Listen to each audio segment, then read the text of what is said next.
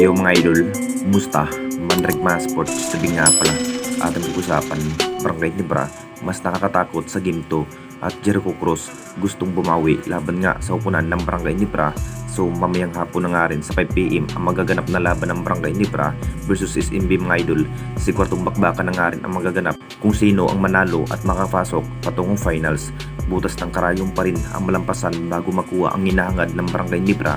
Talagang handa na rin ang kupunan ng ating Barangay Nebra para mapataob nga ang kampo ng SMB.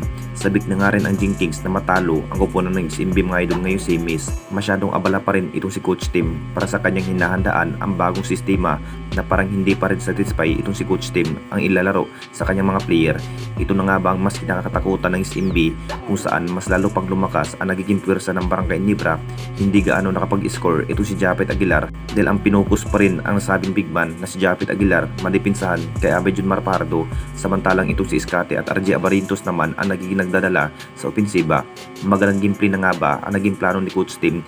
Ito na rin ang nagiging bagong rules sa kanyang mga player. Mamayang 5 PM na nga rin ang laban kung matatalo pa nga ba ang Jinkies ang upunan ng SMB sa Game 2. Dahil nakuha na rin ng Barangay Nebra unang panalo sa Game 1, ngayon pa lamang po talagang hard practice pa rin ang mas kinakailangan dapat gawin para mas lalo pang kinakatakutan sa bawat hustle play ng Barangay Nebra na si RJ Abarintos naman ang mas sentro bilang magdadala sa opensiba.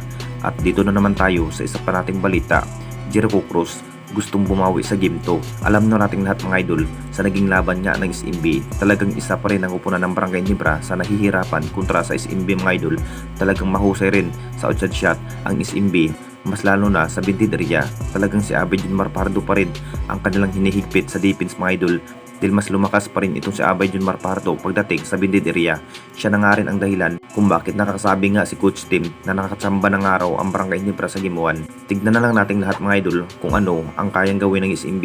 Matinding sinabi na nga rin ang player na si Jericho Cruz mga idol tungkol nga sa upunan ng Barangay Nebra. Talagang sabik na nga rin na makakabawi itong si Jericho Cruz sa Game 1 mga idol. Sa Game 1 sa 4th quarter ng araw natatalo ang Jinkies kung saan naubos nga ang time limit. Kung hindi lang kinapo sa time limit ang SMB mga idol, sabi pa rin ni Jericho Cruz talagang panalo sana ang SMB sa Game 1, pero patunayan pa rin sa nasabing player mga idol na gagawin pa rin ang makakaya para matalo nga ang upunan ng Barangay Nebra sa Game 2. Sigurado may pisikalan na nga rin ang magaganap mga idol.